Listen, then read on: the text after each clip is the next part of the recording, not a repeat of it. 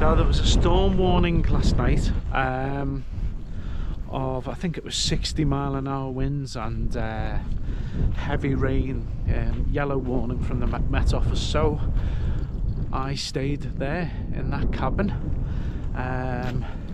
Later on, a young lady who is doing Land's End to John O'Groats turned up as well, but I was already settled in, so I would have ordinarily said, yeah, do you want me to go into my tent, but unfortunately with that weather I couldn't. But she was fine about us being there. She was really a nice lady, and we had a nice chat and stuff. So now it's the last leg and we're hiking to Kirk Yetholm. Really excited about getting this done. It's really windy, quite cold.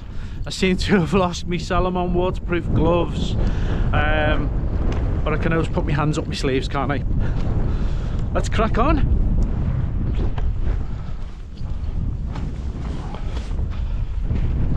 It looks like Storm Lillian is beginning to move south, because as we look out across the hills, I can see a little bit of blue sky in the distance. Still incredibly windy, but the rain stopped. It's refreshing. You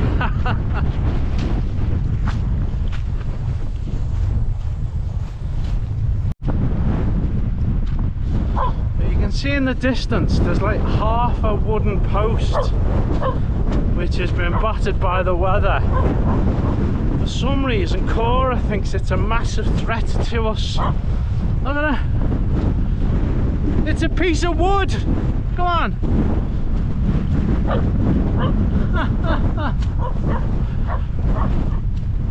Look at that. Those damn crazy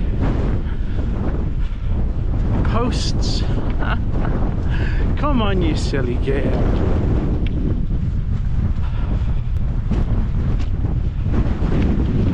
Whoa, as you can possibly tell,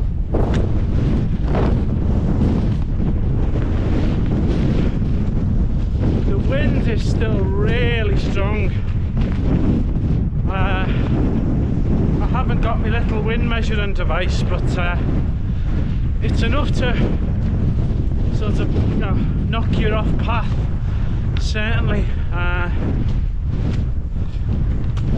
The path is also a bit of a quagmire really of puddles and mud and stuff. So I've put my sealskin socks on, and where possible I'm just ploughing through. But of course you have to be really careful, because what you don't want to do is put your foot in a puddle, which is actually a bit of bog, and your leg goes right down. So it's about, I don't know, taking a chance I guess, and trying to read the environment a bit.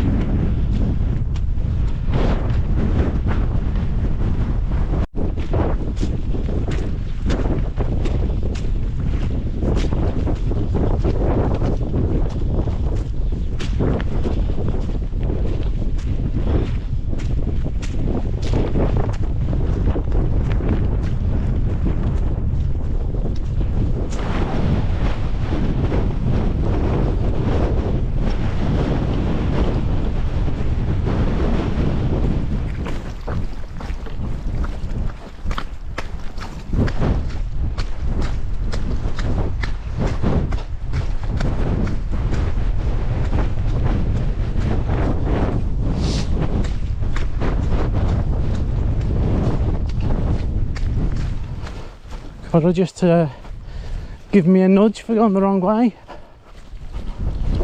Go on then.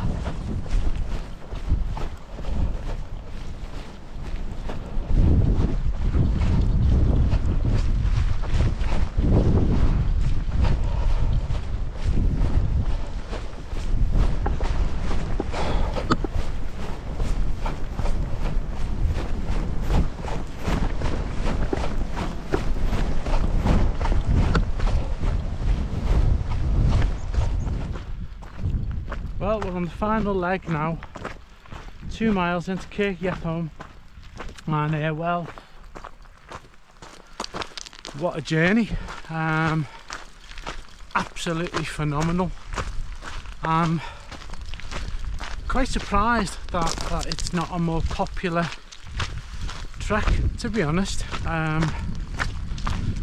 Over the whole route I've not seen that many people simply hiking the Pennine Way, whether that be backpacking it, section hiking, using hotels, whatever. Not many at all. I've seen more people on the Land's End John O'Groats using Pennine Way as part of their journey, and I think it's a shame.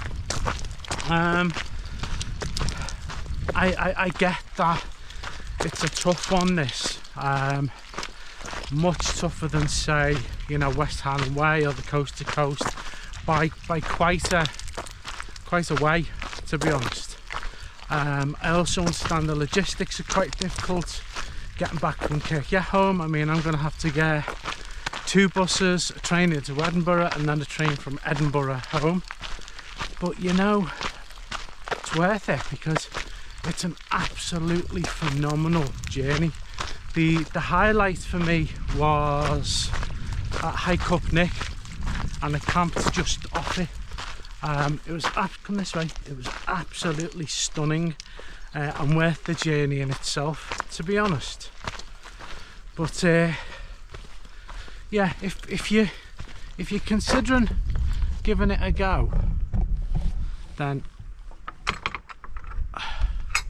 I would say do it.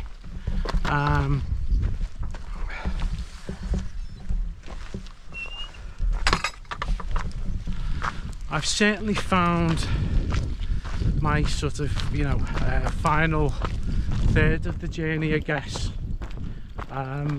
much more enjoyable from a fitness perspective, because I feel much fitter than I did when I started it. But yeah, just give it a go if you want to do it. I would say it must rank with one of the toughest national trails in the UK. I think the Cape Wrath Trail must be the top one, but I don't think the Pennine Way is far behind, second, maybe third. But I haven't finished it yet, and I'm talking like I have, so I need to keep going. And I'll see you in Kirk Yetholm, or Yetholm, or however you pronounce it, but I'll see you there.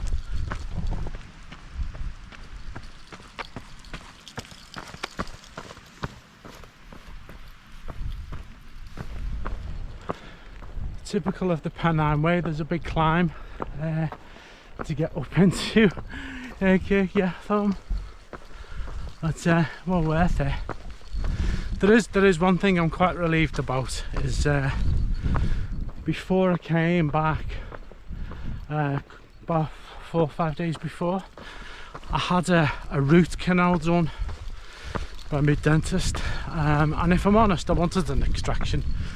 I'm not sure that they really work long term, but I went for it, mainly because I was coming back here and I didn't want a big hole in my gum.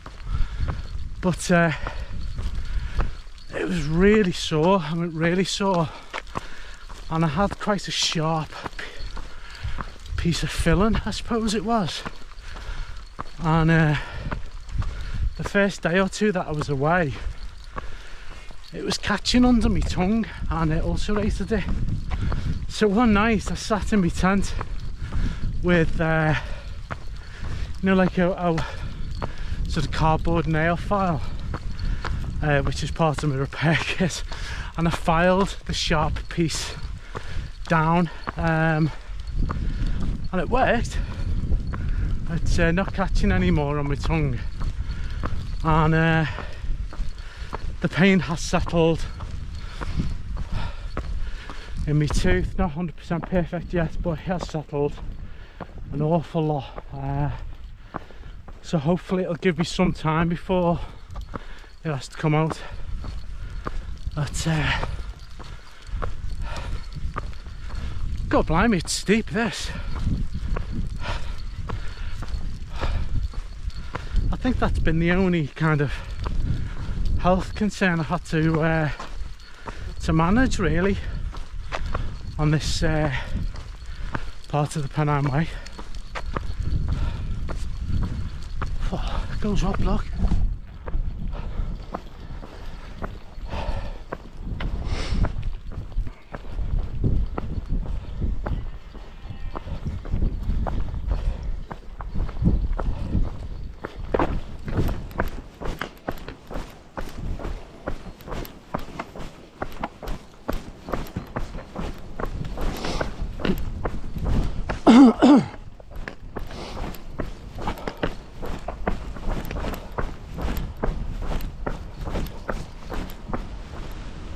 There's the notice board with the Pennine Way trail on, and let's see what this is here.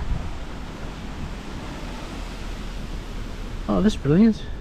This memorial reminds us of the gypsy tribe who inhabited the village from the 17th century onwards. How cool is that? Well, we've done it. We've completed the Pennine Way. We're at the border pub, which is, to my understanding, the end of the Pennine Way. Here we are.